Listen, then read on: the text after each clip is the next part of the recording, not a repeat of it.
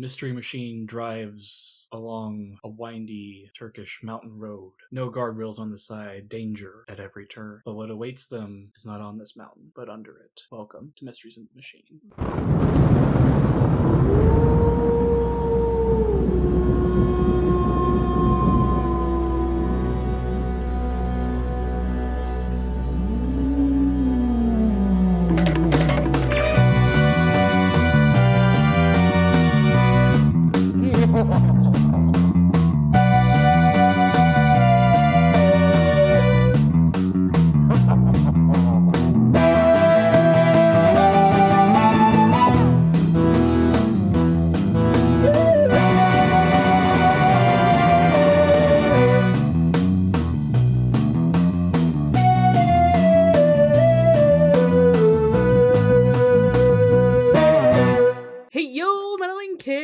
I'm Charlie. And I'm Ethan. And we're here today with another of the monsters from Scooby-Doo 2, Monsters Unleashed. Yes. But also an episode. Yes. The tar monster, both the creature and the episode.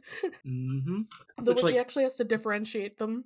Yeah, which, they knew what they were doing with this. They knew they had a good one, at least in terms of monster design. Ethan, Yes. Okay. You say that, and yet my brain was just so eventually we're gonna have to do a ranking of all the monsters, and I would love to do one based on design purely, and I want there to just be a category that says goop.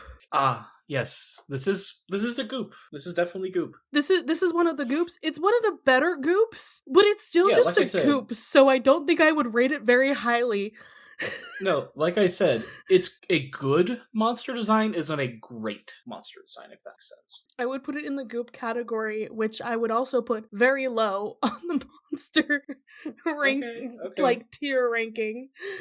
I get it. It's just, goop dyed a different color, right? It is goop dyed a different color. Yes, it's also a cyclops for some reason, but it's still just a goopy monster, and they all kind of have the same shape, vaguely. Yeah.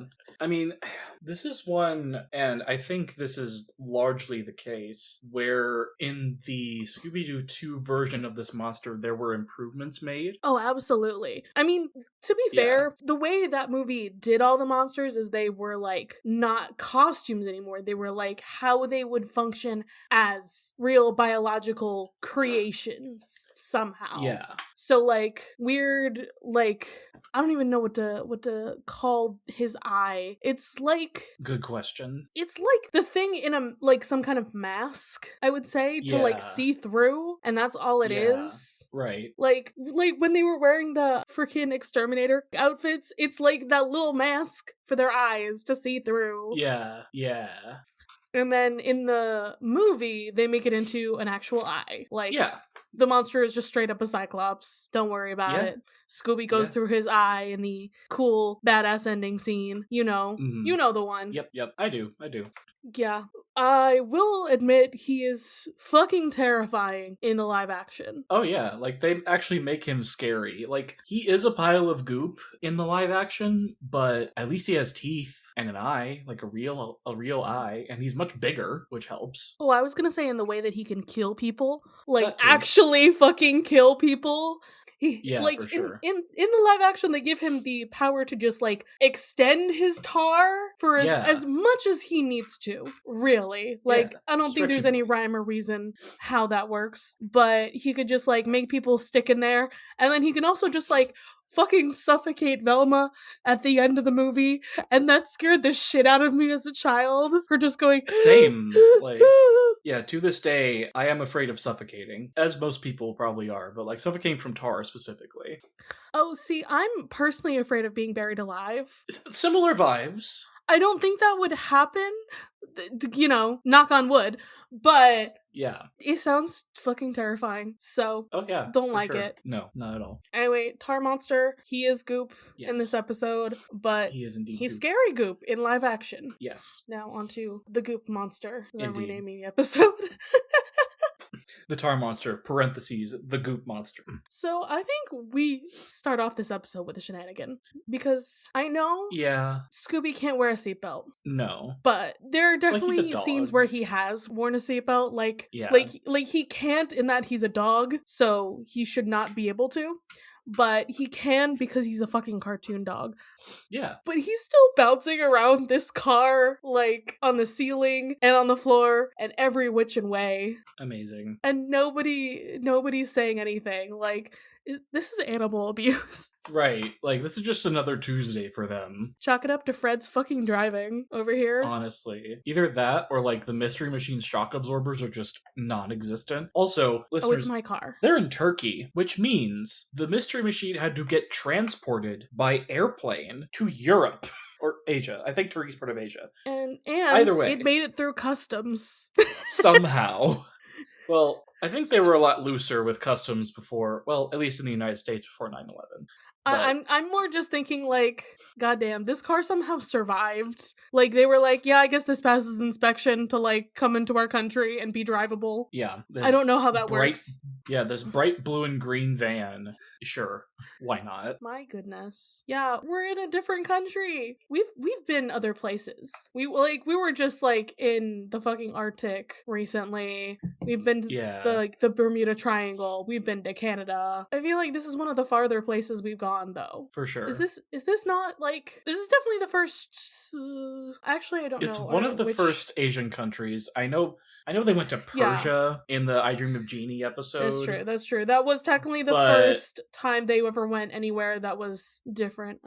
Which, that's modern day Iran, I believe. Yes. Yeah, I was like, I technically don't know if they're in Europe or Asia right now, because there's like... I believe Turkey's in Asia. It's at the southeastern part of Europe / the southwestern part of Asia. I thought there was like the tiniest bit that was in Europe and like the rest of it was Asia, or maybe I'm making this up. But I thought that's how it worked. It was kind of like Russia, except... Okay, technically Turkey is part of the Middle East, so it is in Asia. There we go. Okay. Yeah, because it borders Greece and both Bulgaria. Asia and Europe. Yeah, okay, it's both. Okay. I was like, I think like how they do it on maps is like they kind of like chop it off at that little like straight. Oh, okay, yeah. Yeah, where you can enter the Black Sea. Okay, so like Istanbul is the cutoff line? Basically, yeah. Okay. Anyway, geography tangents aside. Listen, it's the autism being like, I must get this exactly right. No, I get it, but we have to keep going. We're not even 2 minutes in. True. You know, they're going someplace. Once again, they're going to visit one of their friends who is a professor. How many times do they just know some guy, someplace? Good question. I always want to know. Yeah. So they're going to Professor Brixton's camp, and he does the archaeological dig. So that's pretty cool.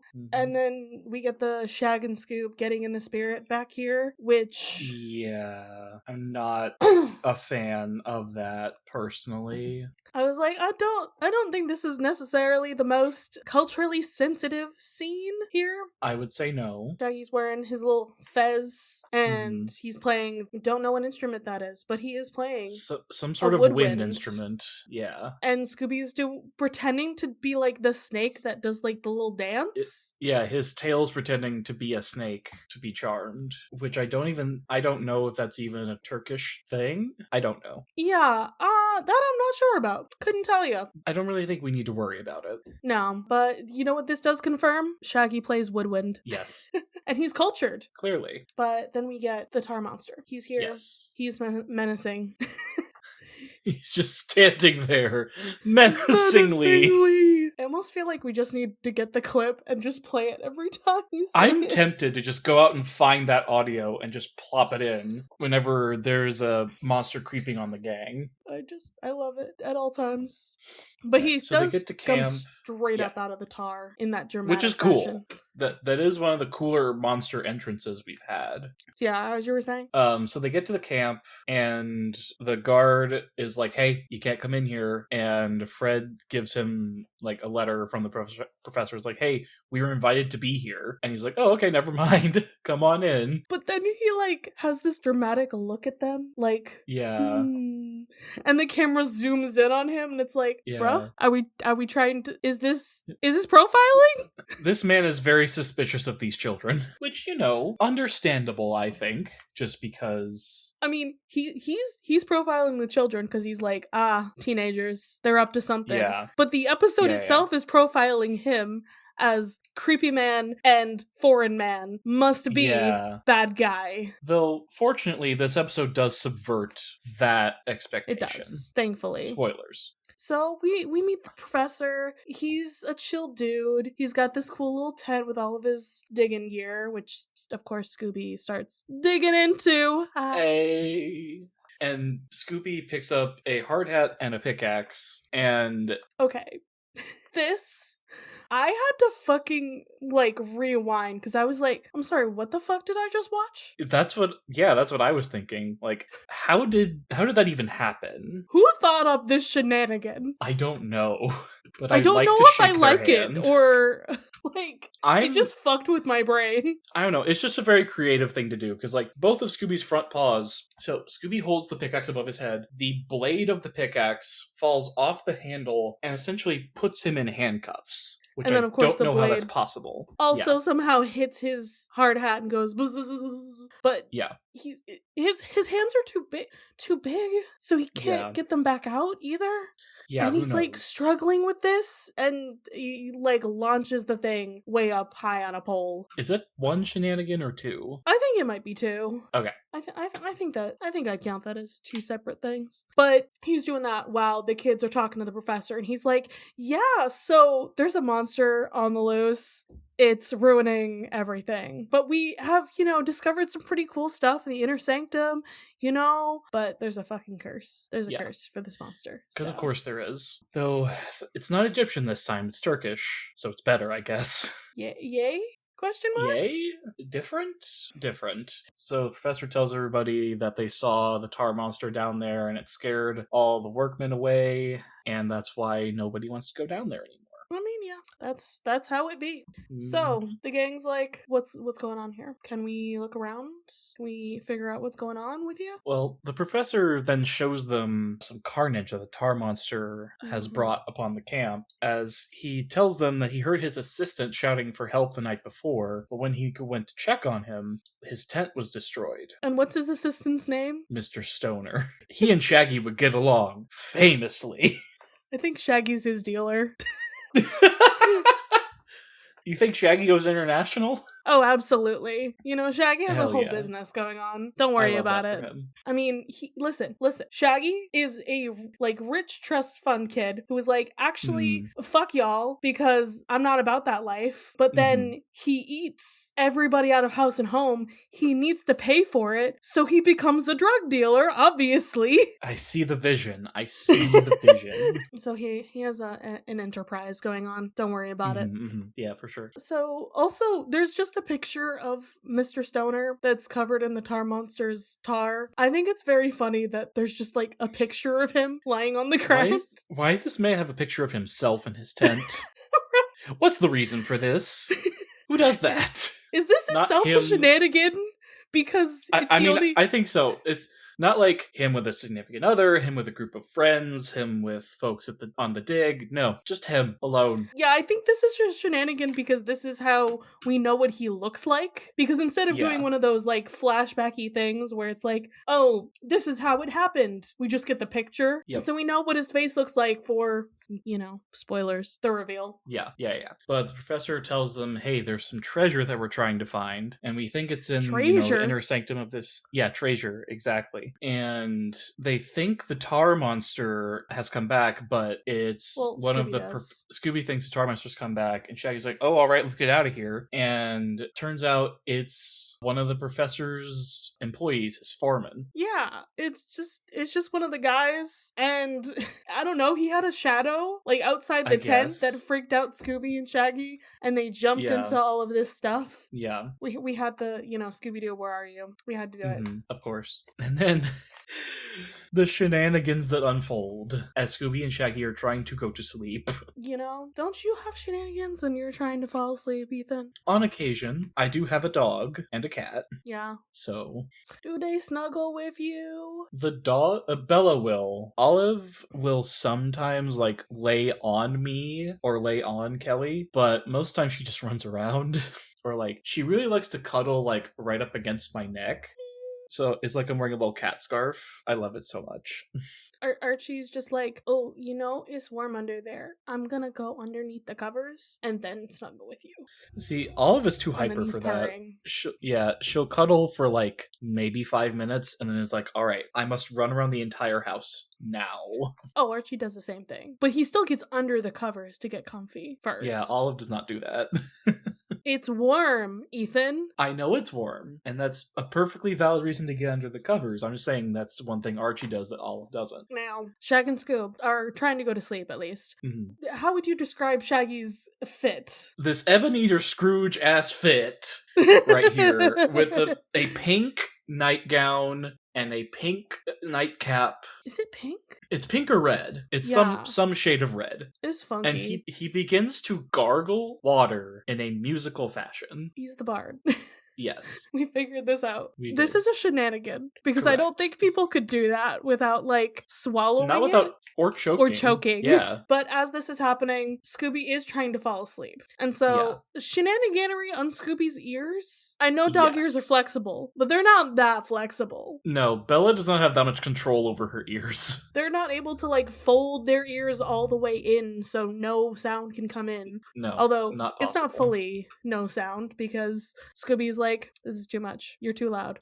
And just takes out some earmuffs. The earmuffs, I guess? Yeah. Yeah. It's like headphones didn't exist at this time, at least not unwired ones. Yeah, no, they're earmuffs. My brain just couldn't think of the word. Yeah. And a little blindfold. So there's no light coming in, which I also sleep with a blindfold. So that's valid. I did at a point in my life. There was a time when I used to have like matching blindfolds with my pajamas. That's awesome, actually. That's max whimsy right there. I feel like this is just something when you are raised feminine. This is how it works. I don't think that you can get those as a boy. No, mine is just black. There's nothing fancy about it. Why do men have no whimsy? I do not have the time or energy to explain why.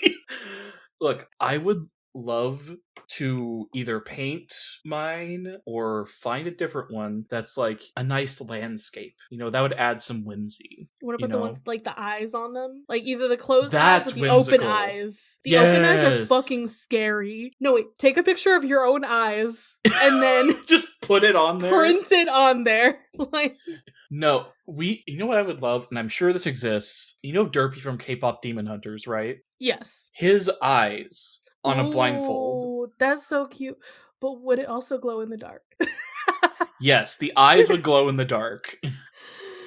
If this doesn't already exist, somebody make it, we'll buy it. Hey, Hot Topic, Box Lunch, Netflix, you owe us royalties. Hello, somebody make this. I will buy it. Somebody on Etsy, I'll buy it. Yeah, if somebody makes this on Etsy, please send us the link. We will buy it, at the very least.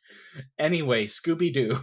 Yeah, Scooby has his little blindfolds. Yep. It kind of just looks like a fucking headband, though. Like, it does. like a sweatband, you know? Yeah. And we get, of course, the classic gag where a snoring individual pushes something away from their face and towards it as they are snoring. Shenanigan. Which is keeping Shaggy awake, which I feel like is only fair given what he tried to do earlier. I think it's hilarious that Shaggy is like holding the pillow around his ears while Scooby's got his fucking earmuffs and he's the one snoring. Ethan? Yes? I think my own like snoring has gotten worse in that I can start to hear it as I'm starting to fall asleep. Wow. You're not even like in deep sleep when you start snoring? I mean, when you're sick. At least, I'm like, I can hear my breathing at the very least. Yeah. Like, and it sounds like I'm starting to snore. And I'm like, and then it wakes me up because I'm like, oh God. Yeah. I mean, I know when I'm sick, my snoring is a lot worse. Yeah. At least it's a lot louder. I still need to get some kind of CPAP machine. Yeah, I get why you wouldn't. They're not cheap. Or comfortable looking. Welcome to the American healthcare system, folks. Yay! Hey. But you know what? There's another reason why Shaggy can't get sleep. There's a monster, and he's right there in front of him. Menacingly! Yeah, exactly.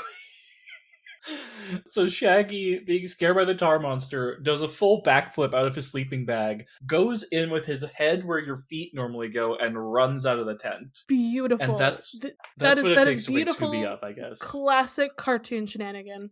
Yeah, correct. Scooby's like, huh? What? Takes off his earmuffs, lifts his little blindfold, and he's like, oh, that's a monster. Okay. Zips his sleeping bag and hops away in it. Shenanigans. Look, we all know the safest place to get away from monsters is under the covers. No, I'd also like to call shenanigans on this next scene of the two of them explaining what just happened to the Smart Gang, because Shaggy is explaining this whole thing and moving his arms about wildly while he's fully in the, the sleeping bag because he went in the wrong way. Yeah. And Scooby is also mimicking his movements, but he can be seen because he put the sleeping bag on the right way. Yeah. This is funny. It's great. And their tent's been tarred. But not feathered. Not feathered, thankfully. But they're like, okay. Velma's like, all right, here's what we're going to do. We have to follow these tracks that are made of tar. Yeah, they do. But Scooby's like, no, I don't want to do that. And maybe this classifies as body horror, I guess. It is part of the body. But Velma's it's a shenanigan. It is a shenanigan. Velma's like, Scooby, you got a real yellow streak in you on your back. And once again, the weirdness of like how they do the yellow like phrases of like, I'm assuming this is again the yellow belly, like your chicken kind of thing. But they say it's so weird every time. Yeah.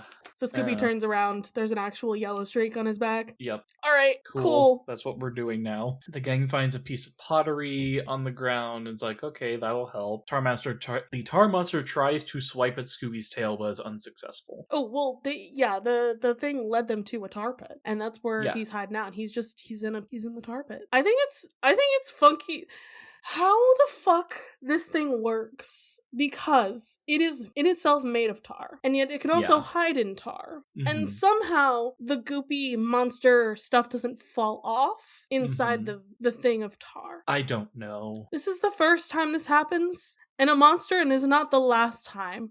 There is a monster in What's New that does a similar thing, and it upsets me with how the fuck that works. I call this a shenanigan, actually. How the monster works, we're just counting that as one blanket shenanigan, because what the fuck? At least with the 10,000 volt ghost, we had a somewhat feasible explanation. This, I have no idea. I got nothing. He's just a weird guy.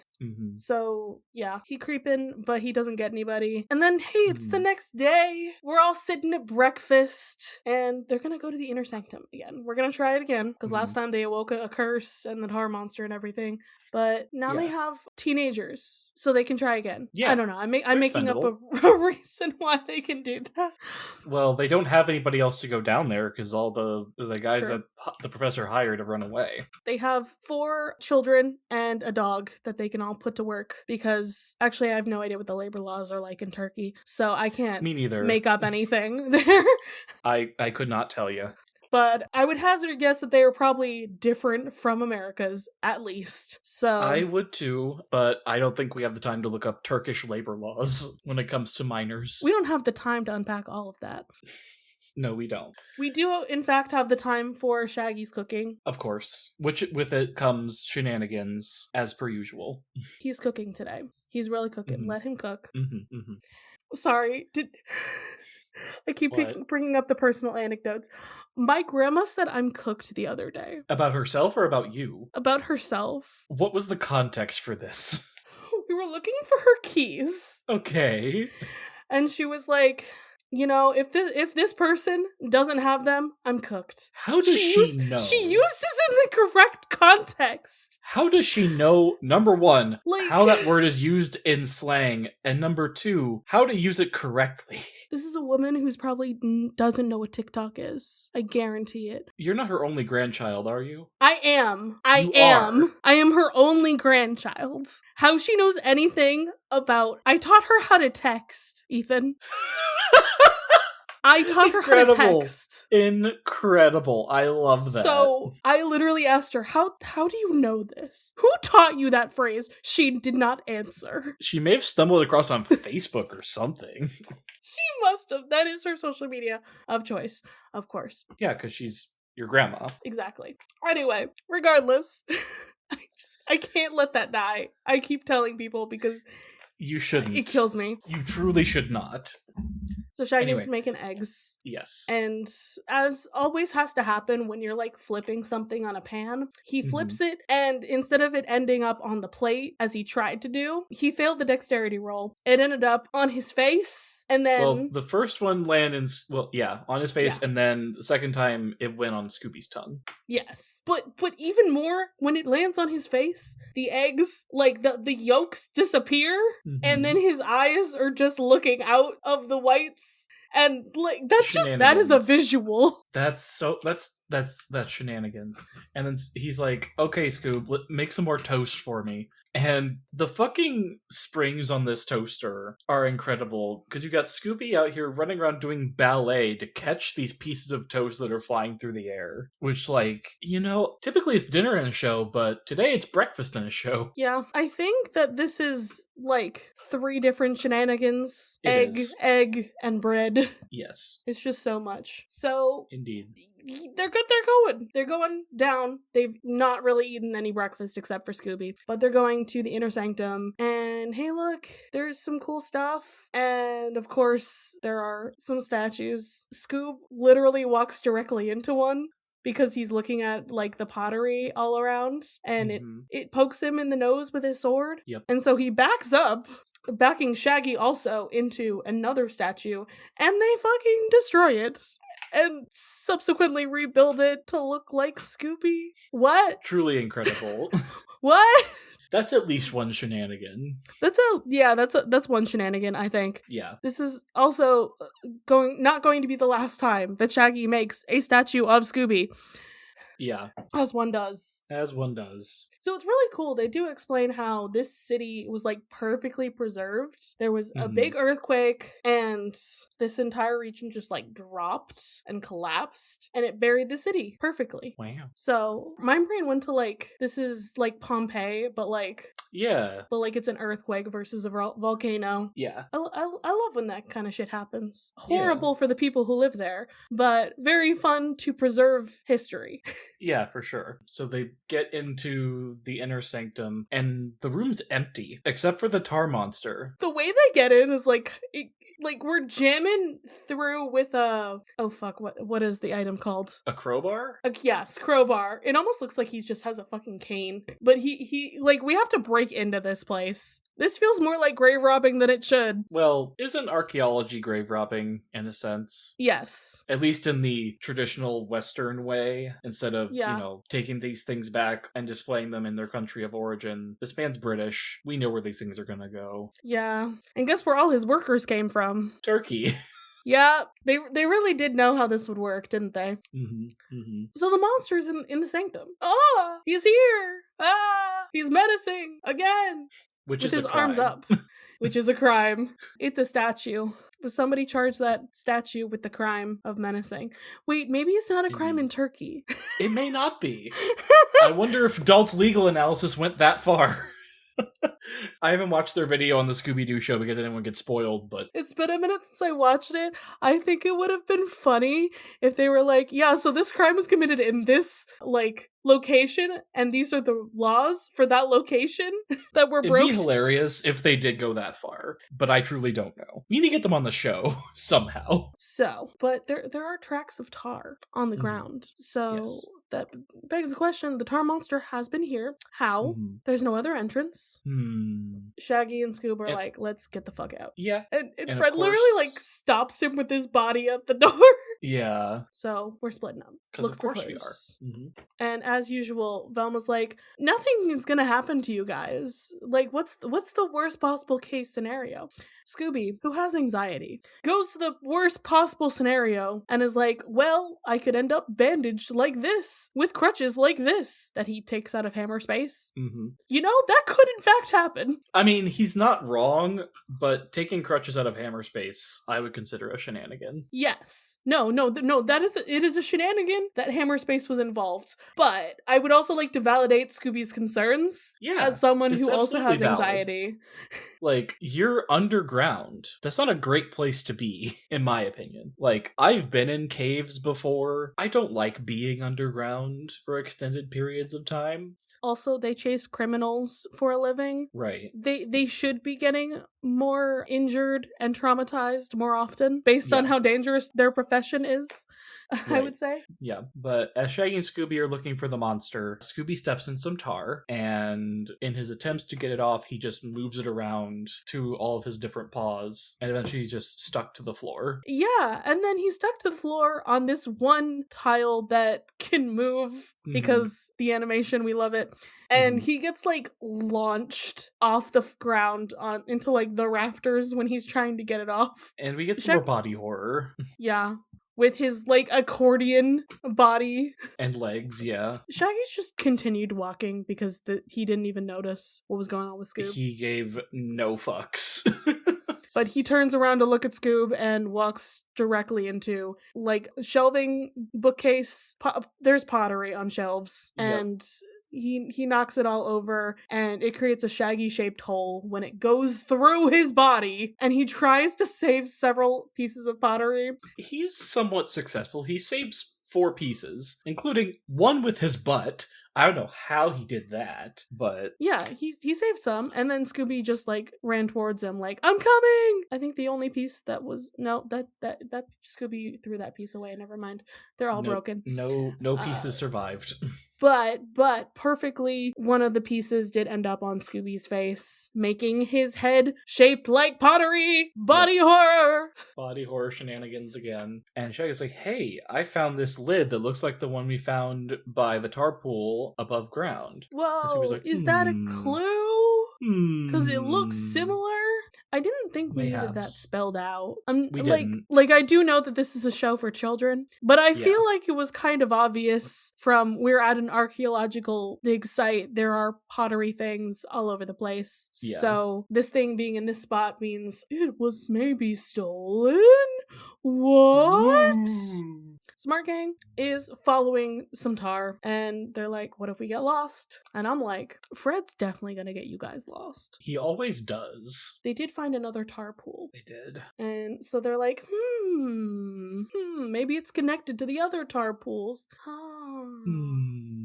Velma's figuring out the weird way that he gets around that does not make sense to me, but it sure makes sense to Velma. Why wouldn't it? The tar monster has found Shaggy and Scooby again. Because Shaggy fucking tempted fate. He was like, if I hear that fucking monster's roar, the fucking monster's roar. It's there. It's behind them. We do the running bit. I feel like we don't include the running bit as shenanigans as often as we should. We can. Did their feet not do, like, the thing? I'm pretty sure they did. did. Yeah. They run away, and they have to do a quick makeup job, because more statues all around. We have these Turkish warriors in the background, and Shag and Scoob put some powder on themselves to try to look like them. They don't look like they're Turkish necessarily. Scooby is very specifically copying a Greek sculpture, I'm pretty sure. Yeah. It's like the discus thrower one. That's what I was thinking. I mean, Turkey is very close to Greece, so it's not unheard of, I don't think, but... There's definitely a lot of, back and forth, like, cultural osmosis and such. More than osmosis, like... Yeah. Alexander did, in fact, conquer most of that area, so... Right. There's definitely a possibility. I truly don't know. But Scooby, the makeup was itching his nose, so he sneezes, blows the makeup off of himself and Shaggy, throws the discus, it bounces around the room, and lands in the tar monster's mouth. I would argue it's actually in, like, his nose, because the tar monster does in fact scream while it's in there.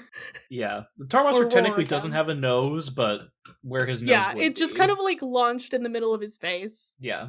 And then we have the sequence of antics involving this spider web. Yes. I don't like spiders, but this poor fucking spider just wants a home and also a place to catch its food. Goddamn, guys. Also, this spider works incredibly fast. Well, that itself is a shenanigan, my dear Ethan. It is. It is. Because Scooby runs face first into the spider web, which I guess is made of, like, airline cables or something, because Scooby runs into it and he launches himself backwards into Shaggy, knocking them both over. Well, the spider is also trying to hold the web. Like, nope, you're not gonna rip this apart. This is gonna stay. He's like, I spent too long making this for you to ruin it. But it still kind of gets ruined because it, like, gets all loose and, like, falls down. Yeah. So Shag and Scoop have to keep running again when they got knocked back. Spider has rebuilt this web and just fucking moves it up. Yep, just yanks it straight up.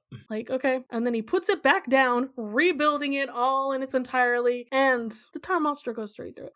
Now, this is once again a shenanigan, even more for me, because remember what this guy is made of? Tar. He is made of goop. He is Goop Man. He is Goop Man. How did he go through this like he was made of steel and it just destroyed the whole thing into shreds, instead of it, like, catching on him and turning him into, like, cut cheese or something? Like, well, I mean, tar. You know what I'm saying? When tar is also very hot when it's liquid, so I don't know. This monster defies physics and logic, so... Ethan, are you trying to tell me this monster is hot to you? Listen. Ethan, the monster fucker. Sorry, I'm not a fan of goop in any form. Hey, if goop can come out of me, it can be on others. Ethan! I can't. I, like, literally have a thing against slime. Like, specifically, the kids at my work have, like, they made slime a few weeks ago, and they were like, oh my god, this is so cool. Charlie, you want to touch it? And I'm like, no, never. I hate it. Yeah, I get that slime can be, like, sticky, and it just leaves a residue on your fingers. I don't like this tea. I don't like it. This is the autism. Okay. I'm sorry, bud. This is the autism having sensory issues. I have hospital heart rate monitors, you have slime. It is what it is. Valid. But the tar monster chases Scooby and Shaggy, and we get our second disguise as they dress up as people running a photo studio with an old-ass camera. First, the smart gang actually discovers something. Oh, yes, they do. They discover the map, which is not very helpful because it's covered in tar. Yeah. How is this helpful to the tar monster when they can't read? Also, I don't know, man. I want to know if, like, I think my theory here is that this guy made this map himself, because we know who it was. It's in fucking English. Right. Like, none of the workers made this. I mean, I'm sure they can understand English just fine, but it's not their first language, so. Yeah, I think that in itself is part of the clue. It's like, it's not just that it's a map. It's that the map is in fucking English, and all these people, their native language is not English. So why would they do that? Yeah.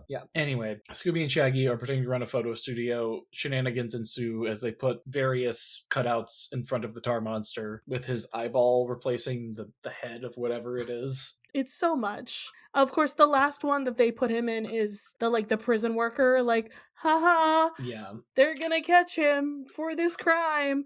And also Shag and Scoob are the bride and groom at the wedding. They do it to themselves. Scooby's in drag again. Scooby's a drag. Also, they're wearing, like, hats with this. Yeah. Which is even funnier than just having the cutout in front of them. Yep. Is this, like, did you count that as one shenanigan? Or, like... I counted the sequence of the tar monster, like, the pictures getting taken. That's one. And then Shaggy and Scooby disguised as a bride and groom is another one. Good. That's how I would do that as well. I agree. Yeah. Tar monster is, of course, running after them. They break through the thing, and he's just left with the cutout. He's like, ah! So they hide in these lion statues that just have their mouths out. Works. Sure. The creepy eye. It is a little thing that happens. Also, what the fuck happened with Scooby here as they run out of these lions? he falls. I think it's supposed to be a tar pool. It doesn't look big enough to be a tar pool. No. It looks like a puddle. Yeah. But he falls entirely into it, gets covered in tar, and hey look, one of the gang is kind of disguised as like the monster, but not. It's an accident. And Shaggy's like, oh my god. So he runs into the gang. Literally. And he's crying like, Tar Monster got Scooby. He was like a brother to me. I'll miss him so much. Scoob's right there. Yep. And he does the dog shaking off all the tar and gets it on Shag. Of course. And they find an air compressor inside this big wooden box. Like, what's that doing here? Could this be how somebody's like somehow using this tar as a disguise and traveling through it and also breathing in it? It's something scientific is happening here. So Fred and Velma do the trap work to make this thing compress the air in the tar, but only after they get the fuck to the surface. Yeah. And when they get up there, hey look, there's this weird like bulge of tar that's just like this bubble. It's the tar monster. He's like growling and he gets caught in a tree. I love that for him. He gets caught in a fucking tree. Why not? And they're just like, yay, we caught him. He'll totally stay there until we get the authorities. Of course. And he does. I guess he's just tired. I don't know. Me too, man. Me too. So they get the professor and the foreman and they unmask him and oh my god, it's the guy who was missing. It's the stoner. Because we saw his face. We know exactly what he looks like. Yep. Hey, at least it's not somebody we've never heard of. True. And he's basically wearing a diving suit under whatever the fuck this tar shit is. Yeah, I don't know. Yeah, me neither. I don't get it. But he was stealing the stuff, and he was trying to find the treasure for himself. The treasure. Whoa. The treasure. You know what? That's usually the answer in all of Scooby-Doo. It's like, what did you want? Treasure. Either land or money. There's really no in between. Same thing. I mean, land equates money. True. Status, money. Yeah. And this is when we find the map? Like, they find out the parts of the map where there's a hidden room, which we didn't see before. We just saw all the tar covering it. Yeah, somehow they got the tar off. Who knows? So there's a hidden room in the inner sanctum. Behind the statue, Scooby is like sniffing with his nose. His nose goes in between the wall. In between the bricks and the wall. And then he gets whacked backward as he's trying to get out of it, makes the statue fall over. And hey, look, there was a mechanism if you push the statue over to open this door. That is a stupid fucking mechanism. I'm sorry. Yeah, that's not exactly a great plan. Like, I would have thought that this thing weighed a lot, and I wouldn't have tried to do that. Yeah, because, like, why would you knock over a statue in a historical site? Yeah. I mean, maybe that especially keeps your treasure safe. I don't know, but... Who knows? It's ridiculous. But we got it. We got all the treasure. Yay! Yay! Nice. Scooby gets a crown, right? Yeah. Yep, he does.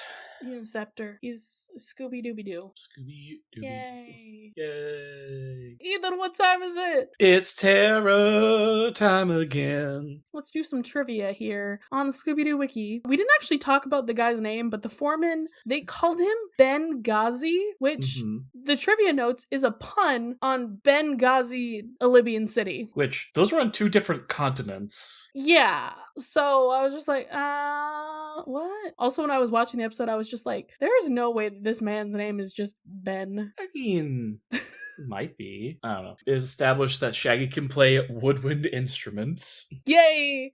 It is established that Scooby can play percussion instruments. I forgot that he was drumming. Or not drumming. He was like, it was like a tambourine kind of thing. Yeah, it was a tambourine in the back of the mystery machine, yeah. Established that Shaggy or perhaps another member of the gang owns a fez. Hooray. Maybe Shaggy watches... I was about to say Scooby-Doo. Doctor Who! They rhyme. Yeah, They do indeed rhyme. The gang told their college friend, Eric Stauffer, about this case. He used the cyber tar monster in his computer game, as seen in the direct-to-video film Scooby-Doo and the Cyber Chase. Are we doing adaptations, right? Yeah. Yeah. In the live-action theatrical film Scooby-Doo 2 Monsters Unleashed, the gang faced the tar monster in Byzantius, and its costume was later put on display in the Colsonian Criminology Museum. During the film is when the costume is brought to life by Jonathan Jacobo in his revenge against the gang. And for cultural references, the name Byzantius, which is the city going through in this episode, is a reference to Byzantium, an ancient Greek city located in present-day Turkey that became Constantinople and later Istanbul. It's Istanbul, not Constantinople. Thank you. I literally made that reference to my mother and she had no idea what I was talking about. And she went to Istanbul. She literally went there. And I was like, how do you not know this reference? I thought that song was pretty popular, but maybe that's just... Me too. I remember watching it in like history class, like in school. Or like, not just like, geography, social studies. Like that. All right. How many shenanigans did we have in this episode, Ethan? Charlie, we had a grand total of 37 shenanigans. Holy fuck. Last time, I'm pretty sure I was like, we could use more shenanigans here. And this episode delivered. Yeah, I'm pretty sure this is the new third or fourth place. We loves to see you have 47, 39. Yeah, I think this is new third place. Cool. We love to see it. Now, what are you rating this episode out of 5 Scooby Snacks? I don't think I can give it any higher than a 2.5, unfortunately. Just like...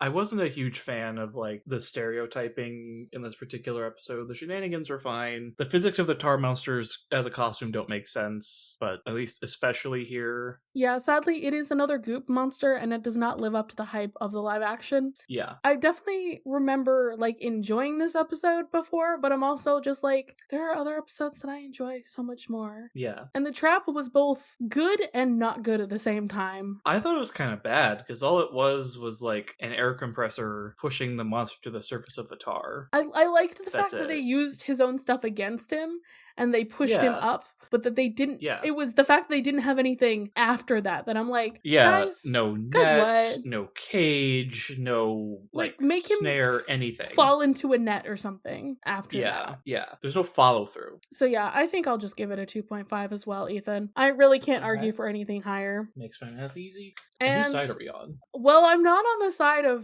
people stealing other cultures' treasures. So I think I'm on, I guess, the workers' side, because like I am on the side they wouldn't be part of this. The people working there, the Turkish workers on the dig site, because they were just scared as fuck of this curse and they did nothing wrong and they got the fuck out of there. I hope they still got paid because they did a lot of work before that. Yeah, they had to do the work to get down there, so hopefully they got paid. I love how we were just like not the professor either, even though he's just like a guy. Look, this is a British archaeologist. We know where this stuff is going to go. We know where it's going to end up, even though they don't say it. Yeah. But we can kind of figure it out. Yeah. All right, but that is the end of our episode, and Ethan and I need to go split up and look for clues for our next mystery. Bye-bye. Bye.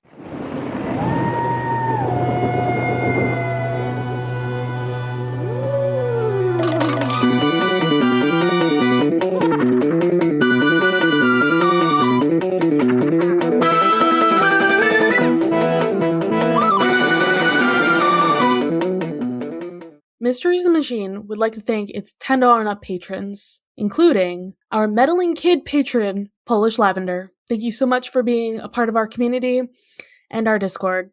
You can follow this podcast's socials at Mysteries in the Machine Pod on Instagram. You can send a message to our email, mysteriesinthemachinepod@gmail.com. Be sure to give us a rating, a review, or let your friends and followers know how much you love the podcast. That really helps. You can follow me, Charlie, at GreenPixie12 on most platforms. I also have an art Instagram at GreenPixieDraws. You can find me, Ethan, on Instagram and Threads at ethan.t.hewlin. Our music was written and produced by Jason Hilton.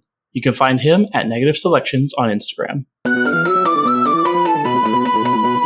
Oh my goodness. Why does it always feel like 500 years every time I record something? I'm like, it's been so many centuries. How do I do things again? Who am I? Ethan, who am I? What is podcasting? How does podcast? How does podcast? Scooby-Doo.